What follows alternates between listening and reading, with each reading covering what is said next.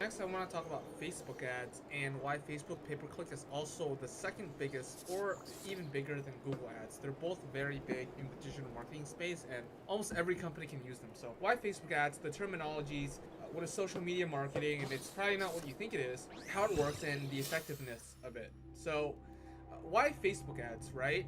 The reason why Facebook is so massive is because everyone is using either Facebook or Instagram. Everyone I know has either Facebook or Instagram, and obviously, if you guys didn't know, Facebook owns Instagram. So this makes Facebook a massive platform for attention and traffic. Also, Mark steals your data. If you just realize this now, it's already too late. They already have everything about you, and they put them into their algorithms in their machine to make their targeting very accurate.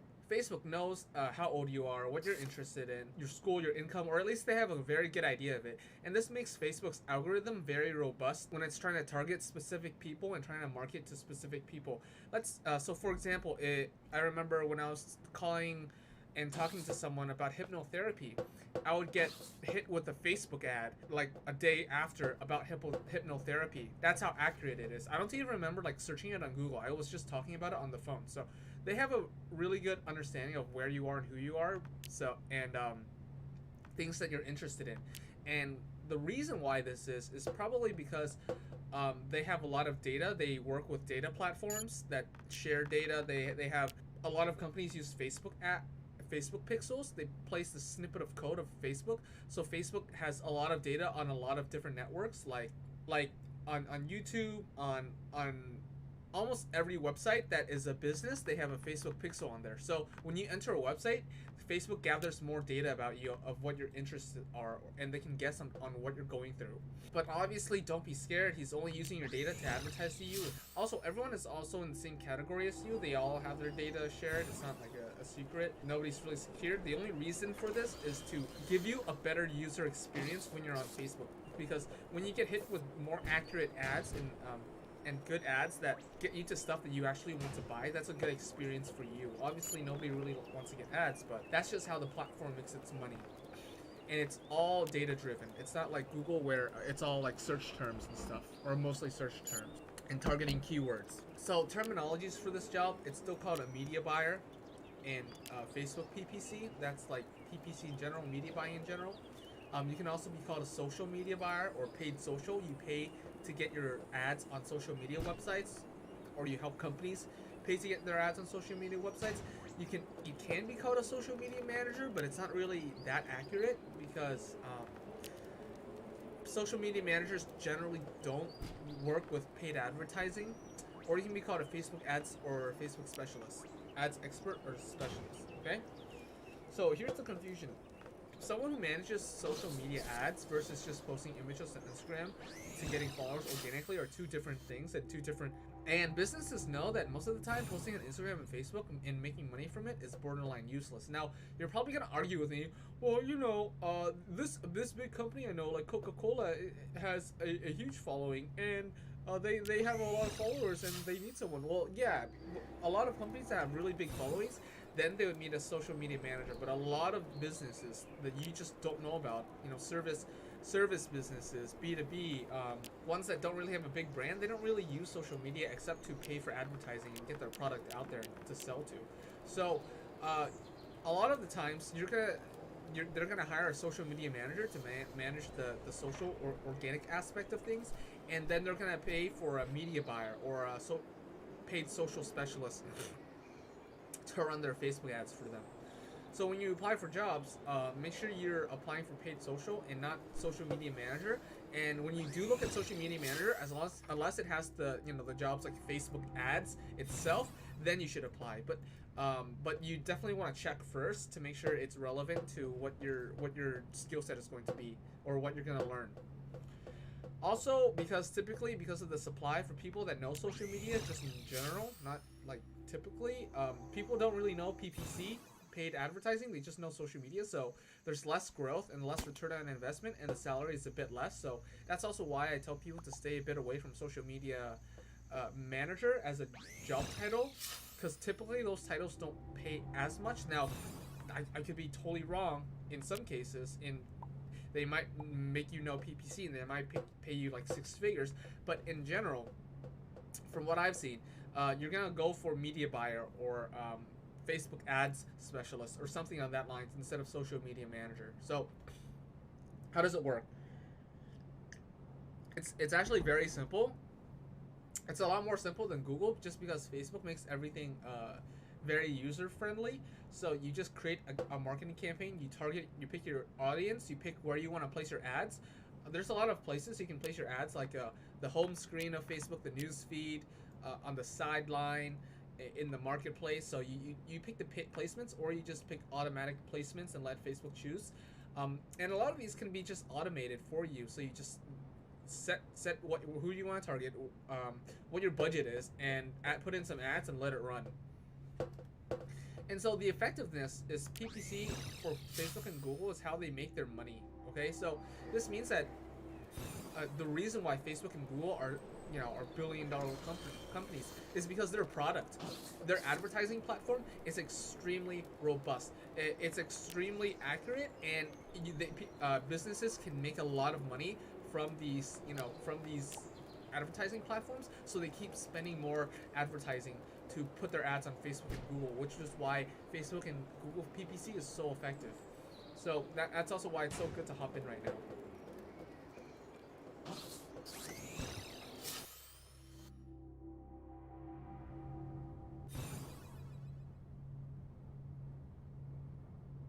Okay, so next we're going to talk about SEO and search engine optimization. What is it? How does it work? And why it's so effective? Now, earlier I've literally just been talking about paid advertising, but there's another form of marketing, digital marketing, that's also very, very effective. Honestly, Microsoft says this field is going to be even in higher demand than it already is in the next 10 years. Okay, so listen to follow. Not gonna swear. So listen up. Anyways, search engine optimization.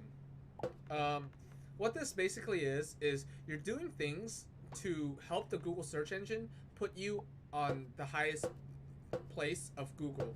So let's say, for example, that I'm looking for car insurance places, right? And I Google it. Now, the top 3 results that aren't ads are all organic, which means Google decides that these are the top place, these are the most relevant to what I'm searching for, and these are the best results.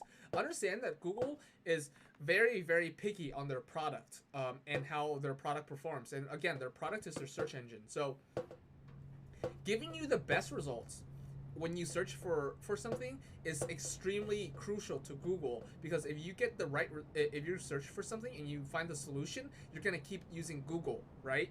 And obviously, everyone's using Google, so I'm sure they did their job, but they want to continue this. So when you're looking for a specific product or looking for anything, Google tries to give you the best result. And the way they find the best result is by scanning through websites, crawling websites with their robots and algorithms, and they're looking through, and they decide to rank which website should be number 1, which one should be number 2, which one should be number 3, etc., right? And so in SEO, what you're doing is that you're trying to make really good content on your website. You're trying to make it as relevant as possible, and you're trying to make it rank on the Google search engine. So you do things on your website that helps Google understand your website better, helps you get on the search engine result page, and helps you, get as high as possible. And depending on how many people are searching for whatever you're ranking for, you can get a bunch of traffic. So for example, if I sell products like keychains and I rank for the keyword like, I don't know, small Star Wars keychains, if I rank for Star Wars keychains, then everyone that's looking for that can end up on my website because they found me on the number 1 place of the search engine result page. And so and because that's a ton of traffic, I can get some of those people to buy without paying for any advertising.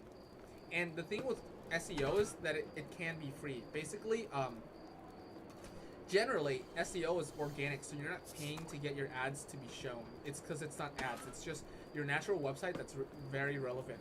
And what you need to understand is that PPC, SEO, it's all the same. It's not all the same. It's just the goal is the same. It's just to get more traffic onto your website. The difference is you pay for PPC and SEO is just organic. Now, so here's the pros, because people always ask, well, why not just why not just pay for SEO? I mean, why pay for pay-per-click when you can just do SEO, right?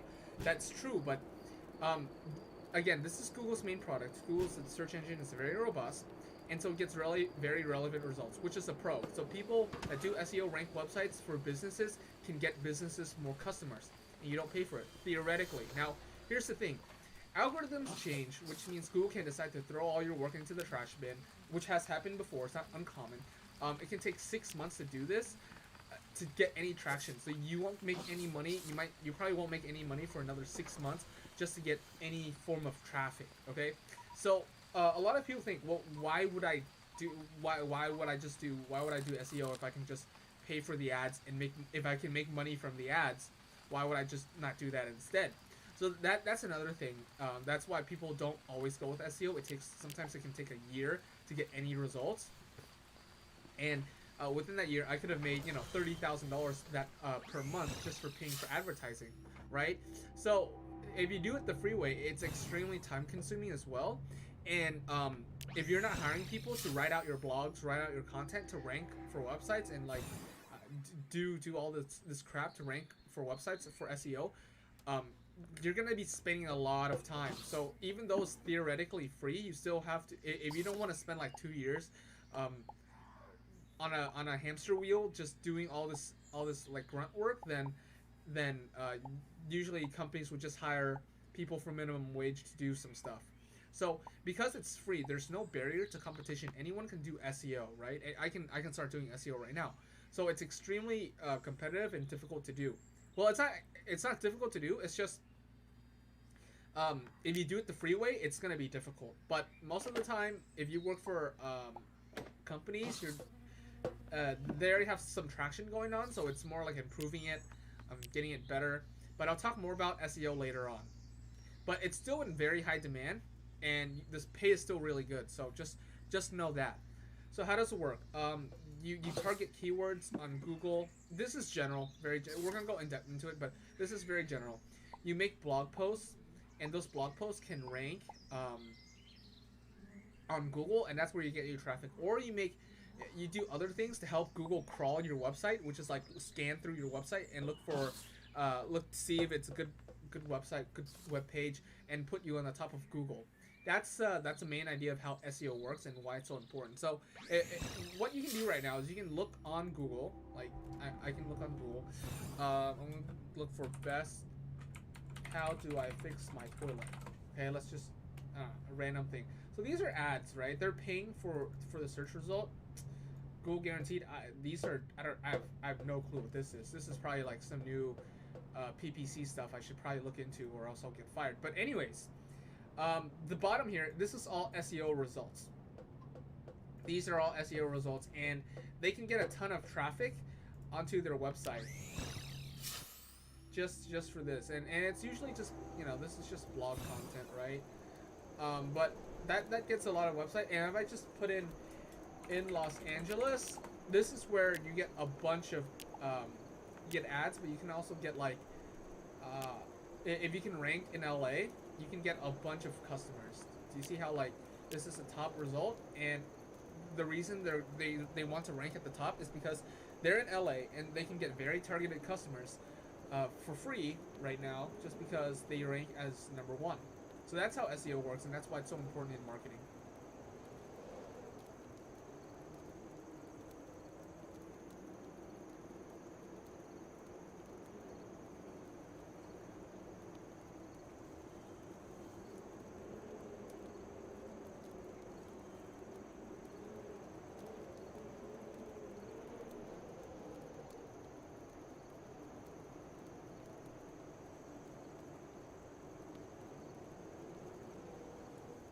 So next is email marketing. Now, so earlier we talked about all the channels that people go through, right? Facebook PPC, Google PPC, and search engine marketing in general. Now this is a little different, and this is actually a really I don't see many people hopping into this field, probably because it doesn't sound as sexy as Google ads or Facebook ads, but trust me, email marketing is pretty sexy, okay? And let me explain why. God, it sounds so weird. Let me explain why. Okay, so email marketing basic terms is just communicating with your customers and audience through emails. Okay, lol, lol. It's very simple, but it's such a simple concept. But why is it so important? It's because think about attention. Think about where you're really looking at serious messages. You're usually checking your Gmail, looking through it. I mean, you look at other communication channels, but you also look at your emails a lot too. Like if you're a student, you're probably checking your emails to see if there's any important stuff. Or looking at promotions or deals on Gmail, right? Email is a very consistent way to communicating with your customers. Think about it. I don't own Google. I don't own Facebook. I don't own any of my social media. Twitter owns it. Mark owns Facebook. Google, Ajit Pai. I forgot it. No, not Ajit. I forgot his name. But you don't own these websites, right? And if these websites were to go down, or these websites were to ban you, which can happen, Facebook bans a lot of times for no reason. They ban ad accounts. How are you going to communicate to the customers that you already have? Because you don't have you don't have any channel to communicate with them through, and so all these times you spent to get a new customer into your door is gonna be wasted, right? Because if I were to buy something from a website, I am probably more likely to buy again from that website because I'm familiar with that brand, right?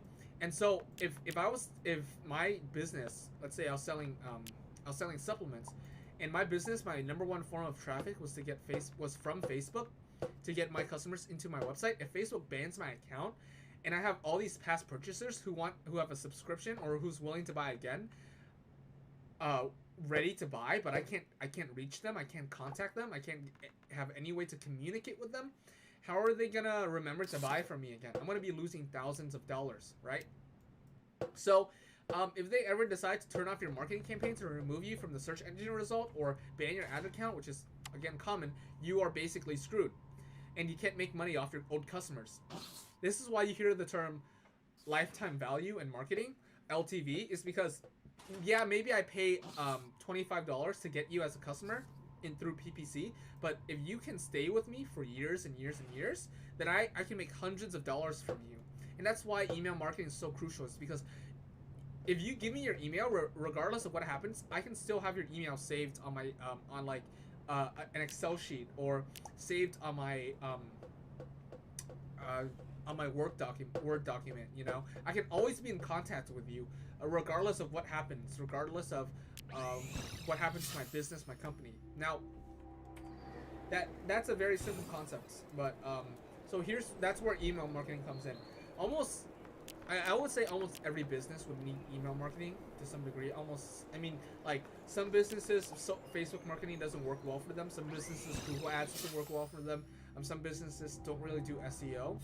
But almost everyone needs emails because it's a consistent way to get to contact your customer and your audience base. So even if my ad gets banned, even if my website goes down, even if Google Ads just ban me altogether, I can still be in contact with people through email, and that's why it's so effective, and that's why I think email marketing is so underutilized in the digital marketing field, because there's not as many email marketers that work in this field versus the other ones, because the other ones are more sexy, but the demand is still there. People still need people to do email marketing for them.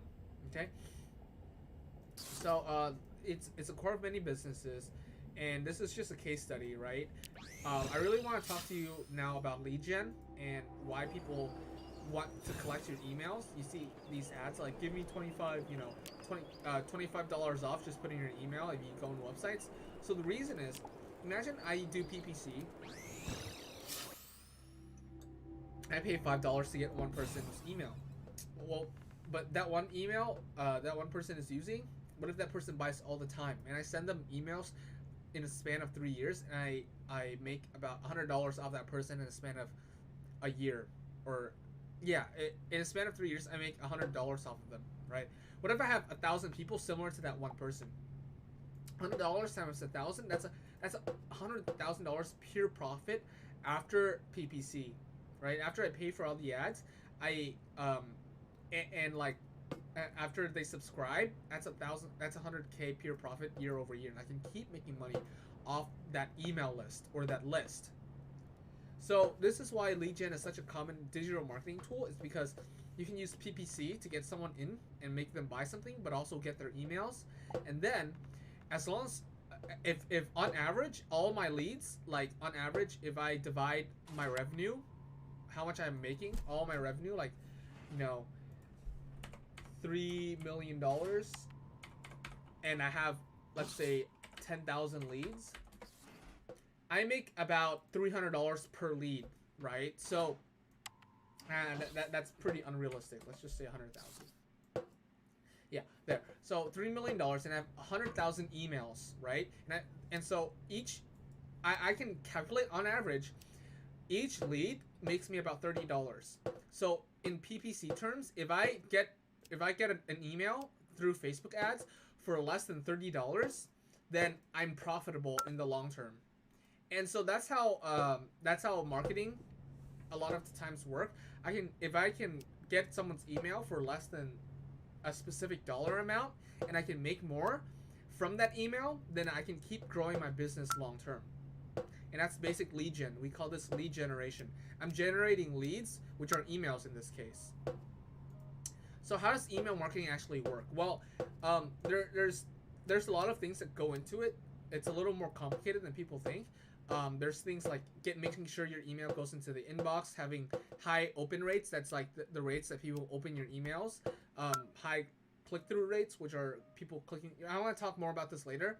The writing, making sure you don't end up in spam, making sure your emails don't end up in the promotion box, much more. But that's just the basics of it. And the power of it is because there are so few areas where all the attention is at, so few places people go to when they're on the internet. The majority of them go to social media, Google, and email. Email marketing is one of the top digital marketing in-demand skills, just because companies own their list and they need someone like email marketers to turn that into money. And you can focus on acquiring new customers with PPC while making off money your old ones for paid that you paid for through acquired advertising through email marketing. So that's just the gist of the biggest platforms and channels through digital marketing. Again, this goes back to what we talked about in the first 1.0 lesson 1.0, which is traffic and conversion. Literally, it's what we focus on is getting traffic, the right amount of traffic, and then converting that traffic into buyers. So yeah, that's mainly email, and I'll see you in the next one.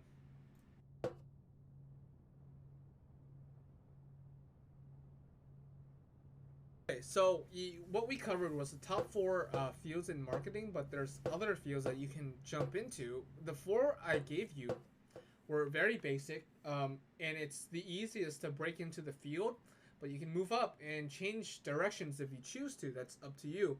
And this is going to explain the possible other fields. Now, there's a lot of fields that you can get into, but these are other ones that are also in high demand, and I'm not particularly too familiar with it. I'm sure you can get into it. I can get into it pretty easily. It's just it's a bit more ambiguous, and there's no perfect steps to getting there. It's because these fields don't have that much detail, but you can still move into it, and there's a lot of similarities based on the four that I talked about. Okay, and understand these ones you can move into a bit more obscure. They still pay well, by the way. Just want to make that clear. Well, we're not focusing on these. We're following a proven system to success. We're not jumping anything. So these are just possibilities if you're interested in the future to transition. Okay, so one is affiliate marketing manager / partnership manager, partnership marketing. If you didn't know, affiliate marketing is just selling other people's products and you get a percentage cut of it. And so if you sell my product and you get 30%. Now, affiliate managers manage companies that have affiliate relationships. Okay, so making deals and resolving problems.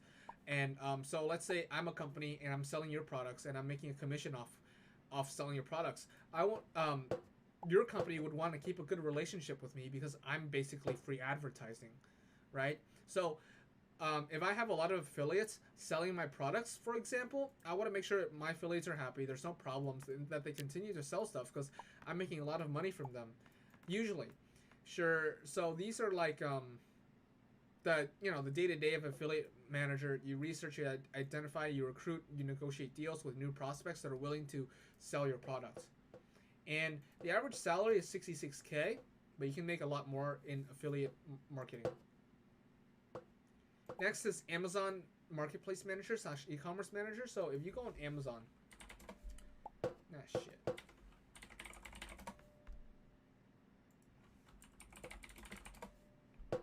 If you look at Gorilla Tape, you can see like sponsored, right? These people are. This is Amazon PPC.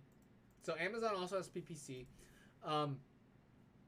but also people also want to rank on Amazon too, because you get a bunch of traffic and people are a lot more likely to buy on Amazon. So for e-commerce brands, online product brands that sell physical products, they need e-commerce marketplace managers that manage Amazon listings, eBay listings, and these should be the listings here.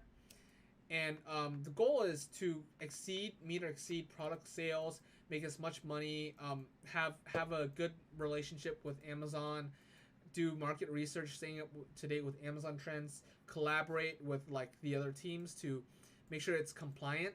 Your product is compliant so that it can stay on Amazon. So that's just an Amazon Marketplace Manager, and it could also be an eBay. So you see these ads here. People, it's kind of like SEO where you're trying to get organically to be the number one, number two, so you can get the most clicks and the most buyers. But you can also pay for it and be at the top as well. So that's Amazon Marketplace, and the average pay is around 58K, and you can probably make a lot more.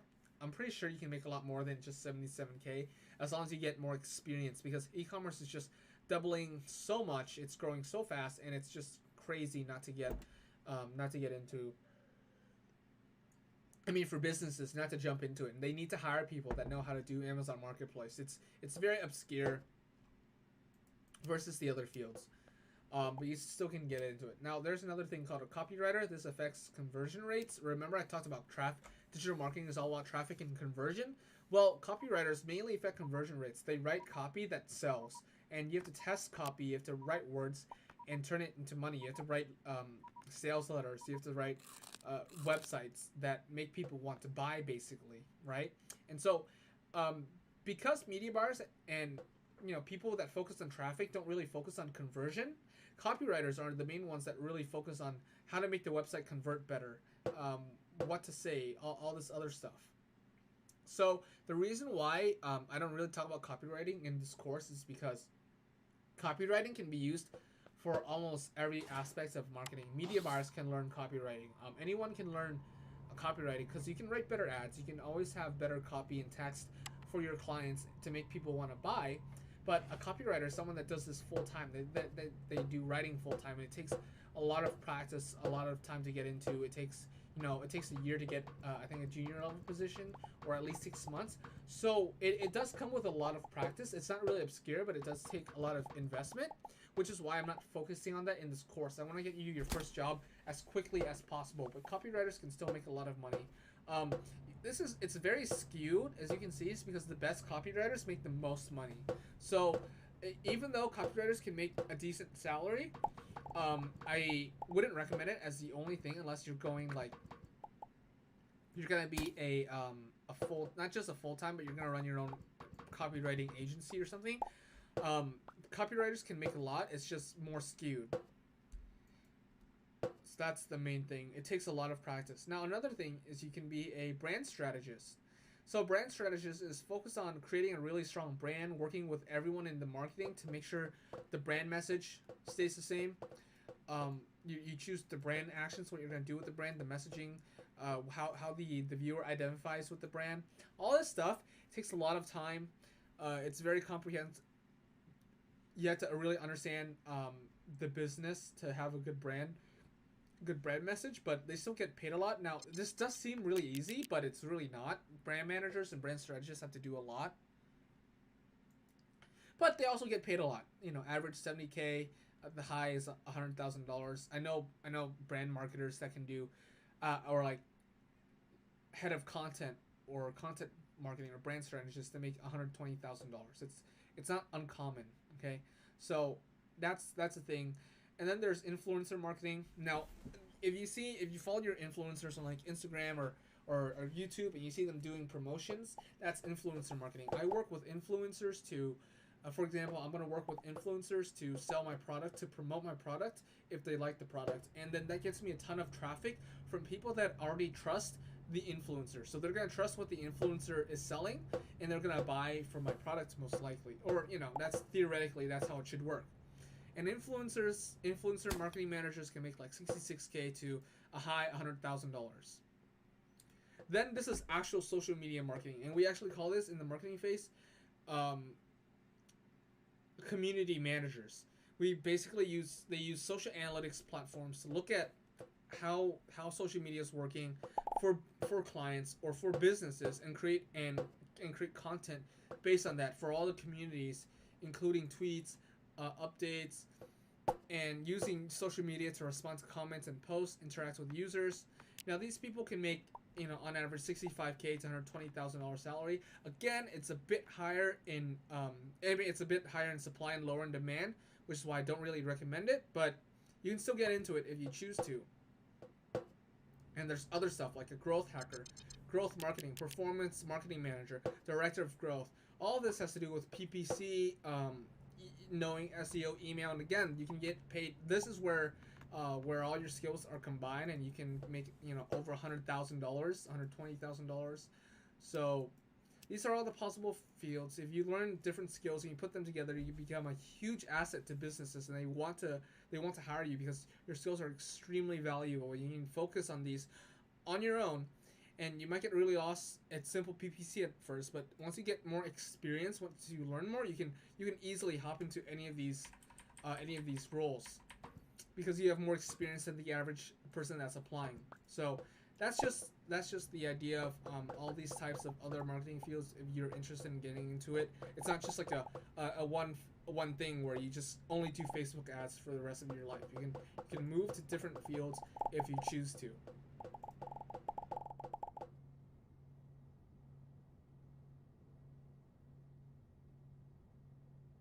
So there's been a lot of confusion with you guys not understanding the difference between having a marketing job versus being a consultant or having your own digital marketing agency. So in this video, I'm going to explain to you exactly how these work in the most basic form possible so that you guys have a brief understanding of how it works and which one you should choose. So let's go over both. There's two options that you can do inside this program. You can either choose to get a digital marketing job, or you can choose to get clients and become a digital marketing consultant or have your own marketing agency. So let me explain to you what the difference is between each. A digital marketing job on the left is actually a job, which means you have a set schedule, you go to work at a certain time that they set, or you negotiate a flexible schedule, whatever it is. You do marketing for just one company, you guys agree on a salary when you get the job offer, and you get paid the full salary, and you're usually expected to have a schedule, a manager, a boss to answer to because you are working for a company. Now, on the other hand, when you become a digital marketing consultant or you open your own marketing agency, which actually is not as difficult as you think, you're actually selling your services. And what this means is that companies will reach out to you and companies will pay you every single month in order for you to do their marketing for them. Think of it as a subscription. You pay for your internet subscription. They give you the internet and you pay each and every month for it. Same thing with your cable bill or your phone bill. Now, you can charge a monthly fee to manage their marketing. That's usually how it works. And you provide marketing services for them. So let's say, for example, that you are a consultant and I need help with my paid advertising. I pay you $2,000 every single month and you manage all my paid advertising. You are not working for someone, but you're working with clients. It is a business to business deal. This means you do not have a boss, a manager, a CEO. All you have are clients that you have to talk to and do their marketing for them. So the process is different for both. Landing a digital marketing job usually comes around this. You find a job post online or a recruiter reaches out to you, you apply to the company, you send in your resume, your cover letter, you guys interview, you get the job offer, you negotiate for the salary, and you work with a team and you have managers. Or you work with the CEO if it's a tiny company. And then you get paid bi-weekly in your paycheck. You have a paycheck, you might have benefits. That's everything that's included in a job. Now, with a marketing agency, when you open your own marketing agency or you are a marketing consultant, all you do is get clients, which are businesses, and they pay you for your service. It is not a job. Technically, it is a job, but it's not a formal job. There's no 401k, there's no benefits. All they do is pay you a monthly fee for you to do their digital marketing for them. And so, how this usually works is that you are selling your digital marketing service. Let's say I'm selling a paid advertising service, and you reach out to companies to see if they're interested, or they reach out to you. So, let's say, for example, that I'm selling keyboards. And I reach out to you because I know you do Facebook ads and I need Facebook ads to get customers. I reach out to you and we set up a deal where I let you manage all my paid advertising and I pay you a monthly fee of $2,000. We agree on a fixed charge. You agree on a fixed charge and you do their marketing for them. But it is not a job. You are not applying for their company. You're not working at their company. You are working with them. And the thing is, they need to be paying for the advertising unless you're trying to get your first initial experience. They should be paying for the advertising. Not only this, they should also be paying for you to do their marketing for them. So let me actually walk you through the pros and cons of each. So on the left is actually having a job. Now, usually with a job, if it's a decent job, it gives you full benefits, dental, medical, vision care. You have a set salary that is consistent. You can get pay raises, you can get promoted, and most importantly, you get training on the job, especially when it's entry level. This means you work with teams, you have managers looking at your progress, you get outside help, and you can start this with no experience and be trained. Now, the cons to this is that you do have a set salary amount that usually does not go up or down as much. And you might need to negotiate for more if you want a higher salary. Not only this, you have to answer to managers, to bosses, and you would have quarterly performance reviews. You would have employee reviews. There might be policies you don't like at the company that you don't really have any control over. There's more work and less pay because they are a marketing agency. They get paid to sell their services. And the thing is, you get paid less than how much that company makes from you. And usually it's more work and less pay versus compared to being a consultant or having your own marketing agency. Now, on the right is actually being a consultant. Now, you directly work with the clients. So you get paid more if you charge more. You get to choose how much you want to charge per client. So let's say you can choose to charge $2,000 per client for one client every single month to manage and do their Facebook ads for them. This means you get full freedom and you are in charge of your own agency. The type of hours you work, how many clients you have, what kind of services you offer, and they can't tell you to clock in or clock out or have your own schedule. You get more flexibility on how much you charge and get paid. Now, the cons to this is that you have full freedom, which means all the responsibility is on you. There's no training unless you reach out for it. There's no help, usually unless you pay for it. There's no benefits that comes with it, but this might be outweighed by the amount of money you make, so it could be fine. You control everything. It is becoming an entrepreneur. It's having your own business, basically. You find the clients, you land the clients, you do work to keep the clients happy so that they keep paying you every single month, and you're responsible for getting them results. So those are the biggest key differences in having a job or getting your own clients. Lastly, which one should you pick? Now, here's my recommendations. If you are a complete beginner with no experience, I actually recommend you to first get a job in a marketing agency so that you get experience, and then you can get clients as a consultant later. You can get trained and work at a marketing agency while being paid to learn how it works. Then you can either find a better paying job if you choose to, or start finding clients. Now, if you don't want to get a job and you just immediately want to start getting clients right away, you can choose to do that too. We have an entire section on how to get clients and how to get them results. However, if you are already an intermediate, which means you have experience running digital marketing campaigns already, managing clients already, working at a marketing agency, what you can do is find a stress-free marketing job with a lot less work, typically an in-house job that is not a marketing agency. And what you can do is on the side, you can find clients in your network or using what we teach inside this course and charge those clients $1,000 to $3,000 per month. And you only need 3 clients to get you to a $6,000 per month income. So that's the main differences between both. Now, in this course, we're going to teach you exactly how to get your first job. But not only this, within just a couple days after we teach you the basics, we are also going to unlock the modules you need to actually start getting clients as well, if you do choose to do that.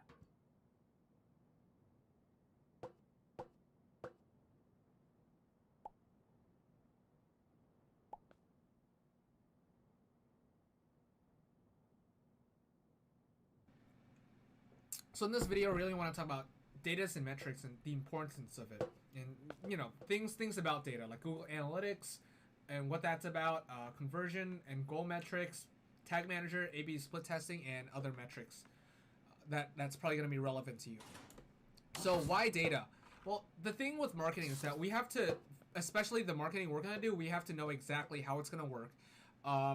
And it's not really as creative as people think it is. It's more like very scientific. It's very methodical, and it's very organized. You need to really understand data, and it's not that hard to do if you know how to organize data, which I'm going to teach you. It's marketing becomes very simple and straightforward because it's very scientific. We just do one thing and we test it, and then if it works, cool. If it doesn't, why? And then we try again. So it's all about knowing your basic numbers and understanding how your marketing is showing improvement. So why data is important? Again, so like let's say companies are paying you $5,000 to $14,000 per month to work for a company. They need to track the revenue you make for your work. You need to track the revenue you make from your work, because then you know what makes the money, what makes the company money, what doesn't, what's working and what's not. Data tells you what's working, and if you can read the data, you'll be able to guess and maybe understand why it's working. Okay, so data is used to track progress and performance, but how is this done? You can have your own software. You can track it. People have softwares where after people click on an ad, they will track what you do after you click on the ad, like what you buy. And Google Ads, Facebook Ads, and all these platforms, even email marketing, they have a pretty good tracking system, each one of them, to track who clicks on what they do after that, and how long they do it for. And we're gonna go into all that cool stuff. And even though this data isn't like perfect, most companies operate like this, so it's good enough. So this is Google Analytics, and we're gonna go over it later. But basically, Google Analytics lets you track what they're doing on your website. Okay, you get to see what they're doing. So behaviors like what they're doing, what pages they're looking at, what they're doing, who they are. Acquisitions, how they got there. Was it through paid search? Was it through Google Ads? Was it through SEO? Was it through email marketing? Real time is what they're doing at the moment. Who's on your site right now? And conversions, if you have conversion goals set up, like we said before, is if who converted, and you're able to see who came from where. Like, did this person from PPC convert? Did this person who came from email convert? And that's why Google Analytics is so crucial. Is because you're able to see multiple aspects of the audience, where they came from, who they are, and what they did on your site specifically, and if they did convert. So Google Analytics, it can be extremely confusing for beginners, and honestly, I don't use analytics that much, and you're probably not going to use it unless you do SEO, which is fine. You're going to get used to using Google Analytics, but it's very beneficial because over time you can keep practicing it, and eventually you just get used to it. It's just like riding a bike. Eventually you'll just get used to it, and you're going to understand a lot of the stuff I teach you. It's more about implementing, because after you implement it, you're just going to get used to it, and it becomes very simple to do. It becomes very easy. It's like riding a bike. So conversion/goals. Conversions are the cornerstone of all businesses. Conversions are like what we mentioned, are goals. If we can get traffic to convert, we can convert them into customers and buyers. So most of your marketing campaigns will have a very specific goal/conversion for businesses. So how does tracking work? So you see, you're browsing on Facebook, and you see an ad right here. This is supposed to be an ad. It's supposed to be sponsored. And so you click the ad, and so Facebook tracks what you do. Facebook tracks how long you're on the website. Facebook has all this data on you, what you look at, everything. But if you have Google Analytics tracked and Facebook tracking on your own website, you can see what they do after they click, and you can see what they do on your website. So you see the entire funnel. You see what they do on Facebook and what they do afterwards, and you get a good picture of it. And same thing with Gmail and email marketing. So Gmail tracks, Google Gmail tracks what you do, what you look at, what you open, and then you see like an email from a Sephora promotion. You click it, so the email software tracks what you open, how you and if you clicked it, and your website tracks what you do after you click it. And these two communicate with each other and give each other data. So now you know the people who clicked, did they buy? The people who clicked, did they look at a specific product? Same thing with Facebook. Because Facebook tracks what they do on Facebook, and because you track what you do on your website, and because you guys can share the data between each other, you can see who clicked on which ad, and did that person buy from that ad. And that's how marketing works as a whole in digital marketing. You can track the entire funnel, and you can understand who converts and what they did. Same thing with SEO. Google tracks what they do on Google, and you track what you do in your website through Google Analytics. You communicate with each other, and you see who's interested in what. Did they give me their email, and did they convert? So what Google Tag Manager does And why we're going to be going over it a bit. Now, you don't really need to know how to use Google Tag Manager, but it's important you know how it kind of works, just because it might come up, and it might help you in your interviews as well. So here's how it worked in the past. What you had to do in order to track these things on your website is Facebook can track what they do on their website, because you're on Facebook. You are on Facebook, so Facebook tracks what you do. But how does Facebook track what you do after they click? How do they track what you do on your website? Well, Facebook has a specific code that you place on your website so that Facebook can read what they do on their website and read what you do on your website. Same thing with email and Google. Okay, Google tracks what they do on their website, but they give you a code that you can put on your website so they know what they do post click. Because you own your website, Google doesn't own that. They can't just like go into your personal data without you giving permission. And so you need tracking codes to put on your website so that you guys can communicate with each other and you can understand what they do after they click on your ad, or what they do after they communicate with your ad. And so this is where Google Tag Manager pops in. All these all these websites require a specific tag. Facebook has its own pixel tag or its own custom code to put in your website. So does Google, so does email, so does Google Ads. And when you're putting so many tags onto your website, it slows your website down. It's just too much. It's just a lot more code. So what Google Tag Manager does is that instead of putting all the tags onto your website, you put all the tags onto Google Tag Manager, and then you put Google Tag Manager tag into your website. Now, I know this can get confusing a bit, but just understand the preface of it, and understand that Google Tag Manager holds all these tags for you and puts it into one tag onto your website. So you don't have to, do these all these tags onto your website and slows them down. And honestly, you don't have to do this later on. So see Google Tag Manager as a briefcase. It holds Facebook, it holds Google tags, it holds Google tags, so they can all communicate with your website and you can tell what they're doing afterwards. And now I want to talk about what a landing page is. So a landing page is just something that it's the first page they land on after they click on your ad, or clicking on your SEO, or click on a search, or they search something and they click on a result. It's the first page they land on, and this is extremely crucial. You're gonna hear this a lot throughout marketing. It's what page do they land on? The landing page is the first thing they see, and honestly, it's one of the most important, because if I click on an ad and it brings me to a landing page that is irrelevant, something that I wasn't expecting, I'm just gonna leave, and the company, the business, just wasted money getting that person to click on the ad, right? And so you want your landing page to be as relevant as possible to what you're advertising. So you can see here, if someone was selling an ebook on Facebook and you click on an ebook ad, the landing page is basically just to get your email. One thing to do, one goal is to get you to convert. Nothing else, nothing distracting. Now, there's a lot of different forms of landing pages, and we're not really going to go through it because you're not really going to be making landing pages, but just have an idea of how landing pages work.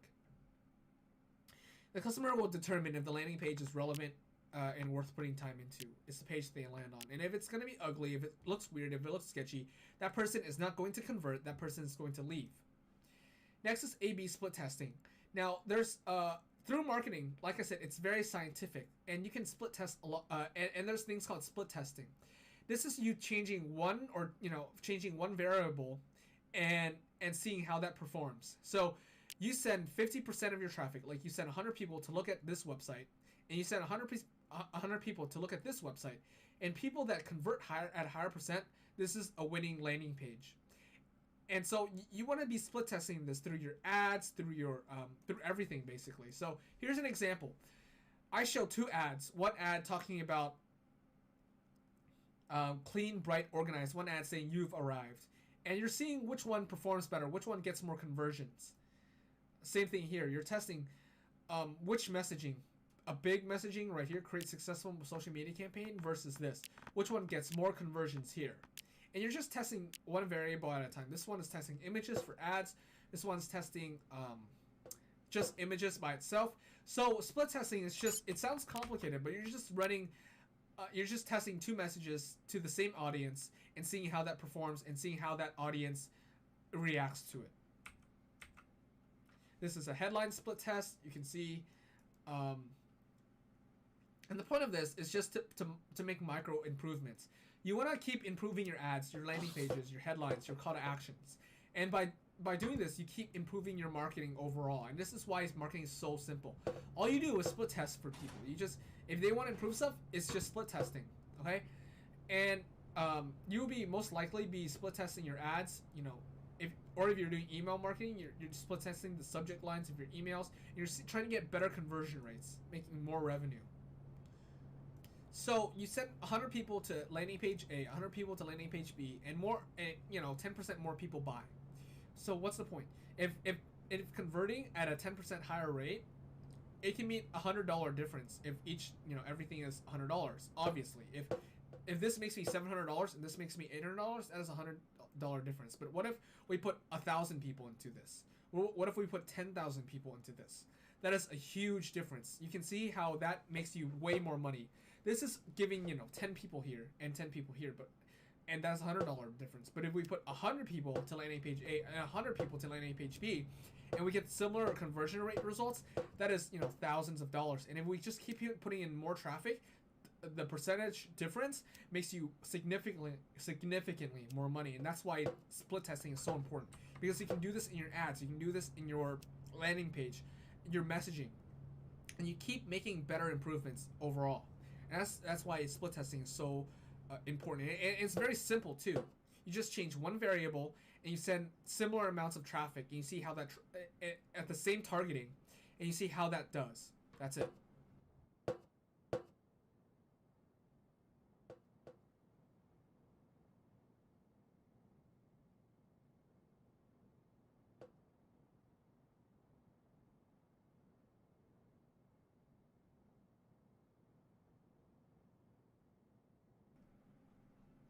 So what I want to talk about is metrics. And again, like I said in the last module, it's all about simple numbers in marketing. You just have to understand how simple numbers work, and you can fast track your career in this field.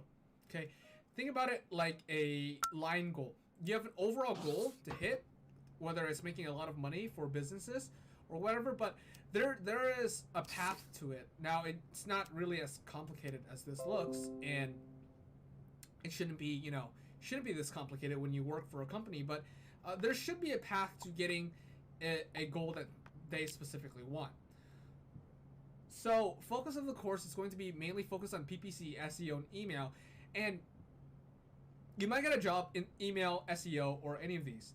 And the fast thing you can do to get a job in this is learning the basic metrics of each field, whether it's SEO, email, or PPC.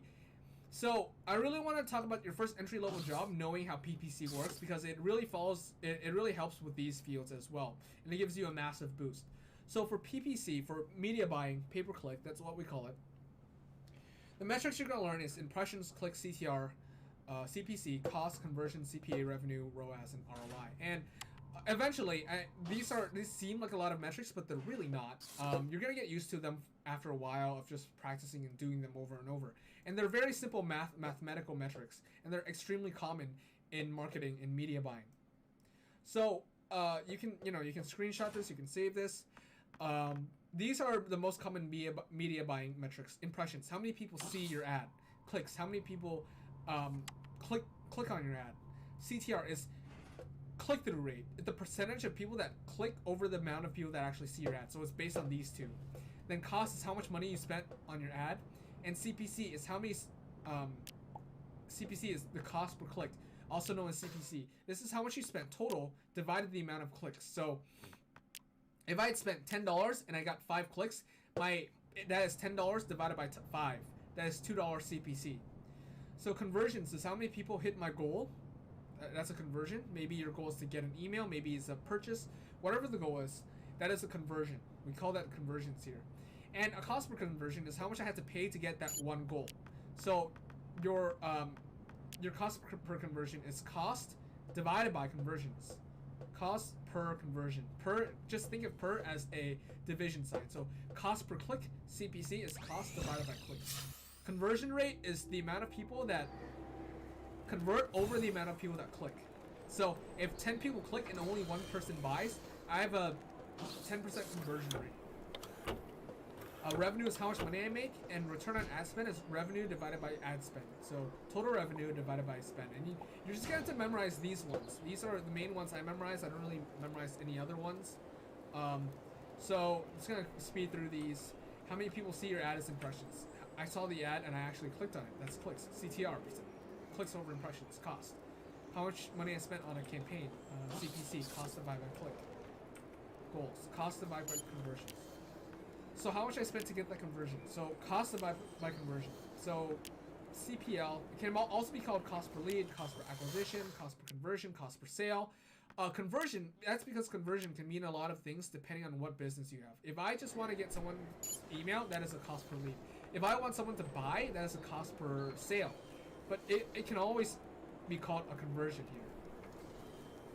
The conversion rate is the percentage of people that actually convert over the amount of people that click over. So, like I said before, if 100 people click and only one person buys, it's a 1% conversion rate. Revenue is how much money I made, and ROAS is return on ad spend. Revenue divided by ad spend. This tells me if my marketing is profitable, basically. If I spend $100 on ads and I get 5 conversions and they all give me $100, then that is $500. So I make a 500% ROAS. And CPL, cost per conversion, is gonna correlate with ROAS because the higher cost per conversion is how much I pay for a conversion, and revenue is and ROAS is how much I make depending on my ad spend. The higher my CPL is, the less I make. Does that make sense? So higher my cost per conversion, the lower my return on ad spend is, obviously, because I spend more to make a conversion, and so I make less for my I make less revenue for my advertising because revenue divided by ad spend. So for everything, you just need to understand these basic metrics and how they work with each other in the future, just because it helps you tremendously. And you can just memorize them. And most of you can see the reason you need to memorize them is because these metrics all play into part. They all affect each other in one way. Impressions and clicks affect CTR. Cost and clicks affect CPC. Conversions and cost affects cost per conversion. Your conversion rate is based on your clicks and conversions. So all these play into one another, and the more you understand them, the easier it is to read into data, because this is all the data I really read into, and it's not really that much. It's just basic math, and it's pretty simple. Because if I want a higher return on ad spend, I need to lower my cost per conversion, and in order to lower my cost per conversion, I have to lower my CPC because that makes up a lot of my cost. So I just have to change my CPC, how much I pay for a click. So let's go through an example. I sell shoes and I sell them for $80. My conversion rate on average is 1%. I don't really control this, okay? So I need 150% ROAS. What CPC can I have? Well, if 1 out of 100 people buy and one purchase is $80, in order to break even, I reverse the numbers and I multiply revenue by conversion rate. And you can do this with simple math. So that is a 0.8% $0.8 CPC break even. So 1 out of 100 clicks buy, if I set each click to $8, $0.8, 0.80 cents, after 100 clicks, I should be able to get a sale. So I will be able to break even. I spent $80 to get 100 clicks, and I make $80 back if my conversion rates stay the same. And that's a break-even formula. And that's how you should see marketing. It's all just basic metrics and basic math. That's 100% ROAS. So anything less, if I put my cost per click less than 80 cents, that means I'll be profitable. Now, you don't have to be perfect on this. Your conversion rates can change. But you have to know what your break-even is so that you can set a lower CPC and then you can get a higher return for clients. It's just simple math, and you just have to memorize these metrics. These are the main things you have to memorize. The other things is just practicing and learning along the way.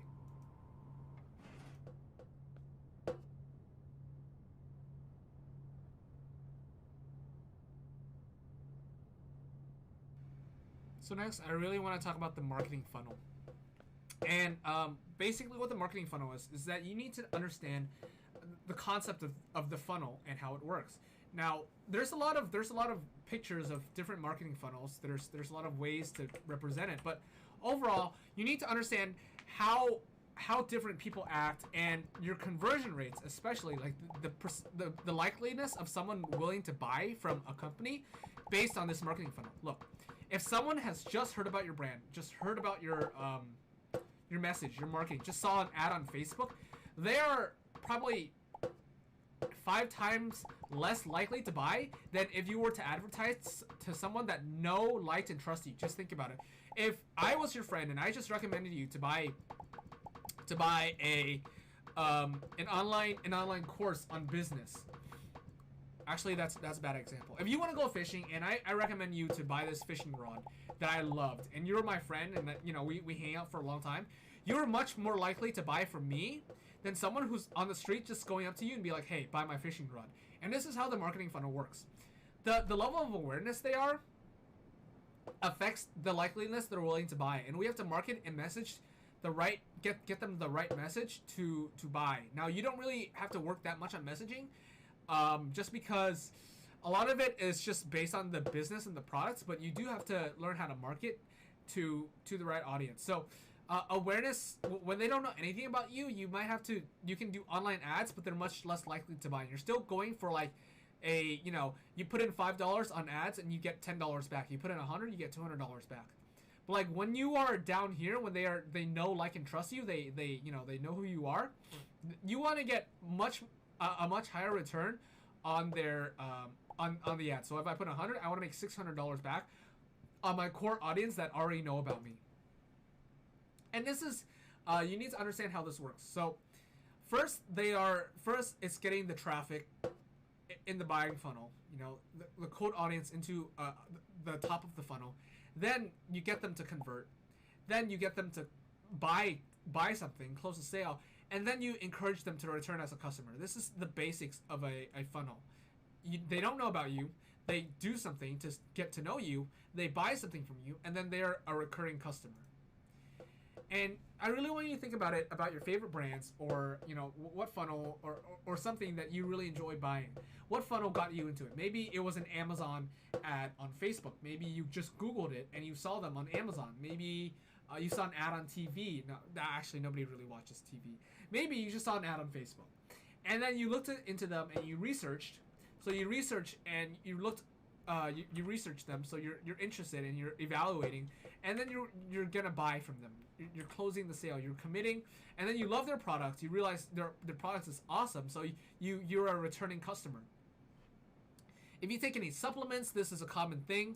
And so you really want to think about the buyer funnel and the buying journey as you do this. So first it's cold traffic, then it's warm, then it's hot, right? Hot people are the ones that are willing to buy. Warm is like they're converting, but they're not buying anything maybe. And so you really want to get them to buy. So you send them more ads, you send them more promotions, and you send them more discounts or something on the lines. But it has to make sense, because the way I talk to cold traffic is different from people that know, like, and trust me. I'm not going to go through 13 different sales strategies to make you buy something if you like me and you trust me, right? I can just recommend you something and you'll probably buy it because I'm a friend and you like me. Versus someone who doesn't know anything about me. I have to implement sales tactics. I have to do this. Now, you don't have to do that. That's not your job. You're marketing. You don't do sales. But just understand how the cycle works and how it affects you in your marketing.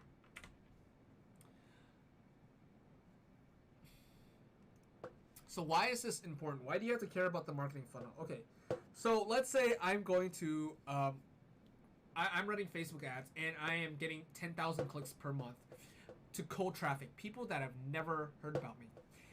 I spend $50,000 to advertise to them, and I get a 1% conversion rate. So that is about, 1% of 10,000. Say 0.01 times 10,000. That's 100 people that buys my product. Okay, 100 people buy my product. My product sells for $1,000.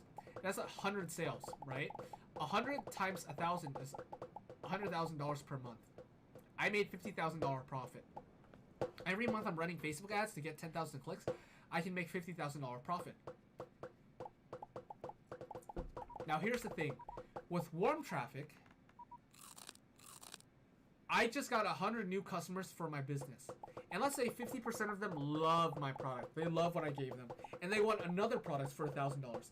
If I can sell them another $1,000 product and they're a hot market, they're a hot audience and they love what I do and they buy all the stuff I have, I just made an extra $50,000 profit without having to advertise anything. It's just pure profit. And that's how you should see marketing as a whole. It's not just like running to cold traffic all the time.